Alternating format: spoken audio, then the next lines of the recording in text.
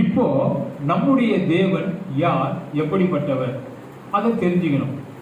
அப்போ உலகத்தில் இந்துக்கள் என்று சொல்லுகின்ற அநேக சகோதரன் சகோதரிகள் எல்லாமே அவர்களுக்கு விருப்பப்பட்ட தெய்வங்கள் என்று சொல்லி அதை ஏற்றுக்கொண்டு அவைகளை நமஸ்கரிக்கிறார்கள், வணங்குகிறார்கள்.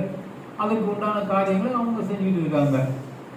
அதிலிருந்து இயேசு கிறிஸ்துவை அறிந்தவர்கள், இவர் எப்படிப்பட்டவர் தெரிந்த பிறகு அவைகளிலிருந்து தங்களை விலக்கிக் கொள்கிறார்கள், மனம் மாறுகிறார்களே தவிர மதம் என்று மாற்றிக்கொள்ளவில்லை. நான் கூட இந்துக்களில் இருந்து என் மனம் இயேசுவை பற்றி கொண்டதுனால, அவரை குறித்து கேள்விப்பட்டதுனால, புரிந்து கொண்டதுனால, அறிந்து கொண்டதுனால, இந்த இயேசுவாகிய தேவன் ஜீவன் உள்ளவர் என்பதை மற்ற கிறிஸ்தவர்கள் சொல்லியும் வேதாகமத்தில் சொல்லப்பட்டதை நான் மனதார ஏற்றுக்கொண்டதினால அவரை என் சொந்த தெய்வமாக என் உள்ளத்திலே ஆராதிக்கிறேன்.